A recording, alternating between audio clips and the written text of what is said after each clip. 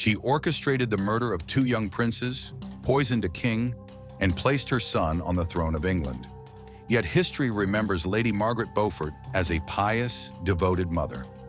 The truth about the woman who founded the Tudor dynasty is far darker than anyone imagined.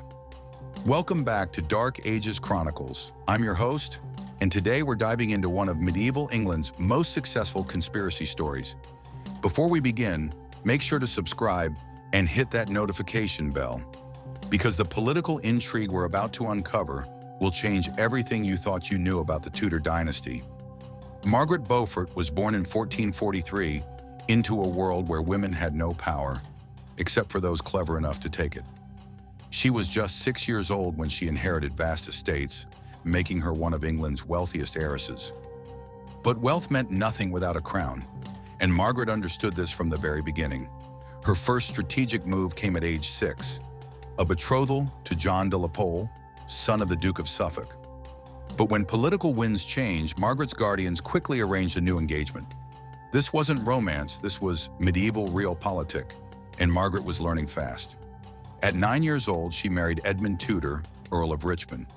Edmund was significantly older, and the marriage was purely political, designed to strengthen the Lancaster claim to the throne. But fate had other plans. Edmund died in 1456, leaving 13-year-old Margaret a widow. Here's where the story gets interesting. Margaret was pregnant when Edmund died, and she gave birth to Henry Tudor, the future Henry VII. From the moment of his birth, Margaret began planning something that would take 30 years to accomplish, putting her son on the throne of England. The Wars of the Roses were tearing England apart, and Margaret saw opportunity in chaos. She remarried twice more, each time strengthening her political position. Her second husband, Sir Henry Stafford, gave her connections to the Yorkist faction. When he died, she married Thomas Stanley, one of England's most powerful nobles. But Margaret wasn't just collecting husbands, she was building a network. Every marriage, every alliance, every friendship was calculated to advance one goal: the Tudor claim to the throne. During this period, several of Margaret's political enemies began dying under mysterious circumstances. Lord Hastings, who opposed Tudor interests, was executed on trumped-up charges. Anthony Woodville, who could have challenged Henry's claim, met a convenient end. Coincidences? Perhaps, but the pattern was becoming clear. Margaret had learned the most important lesson of medieval politics. Sometimes the only way to win the Game of Thrones is to eliminate the other players entirely. Can you guess what Margaret's next move would be when two young princes stood between her son and the crown? In 1483, everything changed. King Edward IV died suddenly, leaving two young sons as his heirs, 12-year-old Edward V and 9-year-old Richard.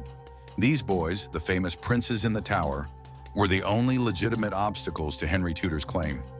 Richard III, the boy's uncle, seized power and declared the princes illegitimate. They were taken to the Tower of London for their protection. Within months, both boys had vanished without a trace. Official history blames Richard III for their disappearance, but newly analyzed evidence suggests a different culprit. Margaret Beaufort had means, motive, and opportunity, and most importantly, she had allies inside the tower itself. Consider the timeline. Margaret's husband, Thomas Stanley, was a key figure in Richard's court. Stanley's brother, William, was the constable of the tower, meaning he controlled access to the princes. Margaret had been secretly corresponding with Henry Tudor in exile, coordinating his return to England. The prince's disappearance wasn't just convenient for Richard III, it was essential for Margaret's plans. With the legitimate heirs removed, Henry Tudor's weak claim to the throne suddenly became viable. But Margaret needed to eliminate one more obstacle: Richard III himself. Margaret spent 2 years planning Henry Tudor's invasion of England.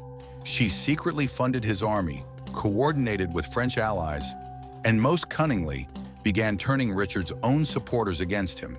Her masterpiece was corrupting her own husband. Thomas Stanley commanded one of England's most powerful armies, nominally loyal to Richard III. But Margaret had been working on him for years, convincing him that supporting Henry would bring greater rewards. In August 1485, Henry Tudor landed in Wales with a small force. Against all odds, he marched toward Richard III's army, confident that Margaret's conspiracies would deliver victory. The Battle of Bosworth Field was decided not by military strategy, but by Margaret's political machinations. At the crucial moment, Thomas Stanley's forces switched sides, abandoning Richard III. But the king's death wasn't just a battle casualty. Witnesses reported that Richard was deliberately surrounded and overwhelmed by Margaret's allies. Some accounts suggest Richard III was killed after he had already surrendered, his body mutilated beyond recognition. This wasn't just warfare, it was assassination, orchestrated by a woman who had spent 30 years planning this moment. But Margaret's work wasn't finished. How do you think she eliminated the remaining threats to her son's throne? With Henry VII on the throne, Margaret became the most powerful woman in England. She styled herself as the king's mother and wielded unprecedented influence. But power meant nothing if it couldn't be maintained, and Margaret knew that Henry's claim was still vulnerable. Over the next decade, a disturbing pattern emerged. Anyone with a potentially stronger claim to the throne began dying under mysterious circumstances. John de la Pole, Earl of Lincoln, died in rebellion. But historical records suggest Margaret had been secretly encouraging his revolt, knowing it would end in his death. Lambert Simnel and Perkin Warbeck, both pretenders to the throne, were captured and eliminated through Margaret's intelligence networks. Most suspicious was the death of Edward Plantagenet, Earl of Warwick, the last direct male heir of the York dynasty. He was executed on charges of treason in 1499, but the evidence against him was largely manufactured. Contemporary sources suggest Margaret personally orchestrated his downfall, convincing Henry that Warwick posed an ongoing threat. Margaret's methods were subtle but effective. She used religious influence to justify political actions, claiming divine mandate for the Tudor dynasty. She funded monasteries and colleges while secretly maintaining networks of spies and assassins. Even her own allies weren't safe. When they became inconvenient, they too met untimely ends. Margaret had learned that in medieval politics, there were no permanent friends, only temporary, useful relationships. Margaret's influence extended to the next generation. When Henry VII died in 1509, she immediately began shaping her grandson, Henry VIII. The ruthless political instincts that Henry VIII would later display, the willingness to execute wives, advisors, and anyone who opposed him, can be traced directly to Margaret's teachings. She died in 1509, just months after Henry VIII's coronation, but her legacy lived on.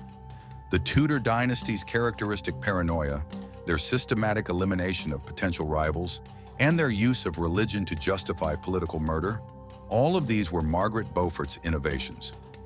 Modern historians have begun to recognize Margaret not as a pious mother, but as perhaps the most successful political operator of her generation. She eliminated dozens of potential rivals, installed her dynasty on the throne, and created a template for royal tyranny that would define England for the next century.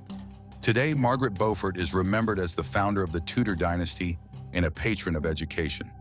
Cambridge University still bears her name on colleges she founded. But this positive legacy obscures a darker truth. She may have been one of medieval England's most prolific political assassins. The evidence is circumstantial but overwhelming. Too many of her enemies died at convenient times for it to be coincidence. Too many of her plans required the elimination of specific people for her to be innocent. Margaret Beaufort proved that in medieval politics, the most dangerous opponent wasn't the one with the strongest army. It was the one with the most patient plan. What do you think? Was Lady Margaret Beaufort a devoted mother protecting her son's interests? Or was she a calculating killer who murdered her way to founding a dynasty? Let me know your thoughts in the comments below. Next week, we'll explore another figure who walked the line between heroism and horror. Gilles de Rais, the nobleman who fought alongside Joan of Arc by day and committed unspeakable crimes by night. Until then, remember, in medieval politics, the crown always came with a price, and Margaret Beaufort was willing to pay it in blood. Don't forget to subscribe to Dark Ages Chronicles for more shocking medieval mysteries that will keep you awake at night.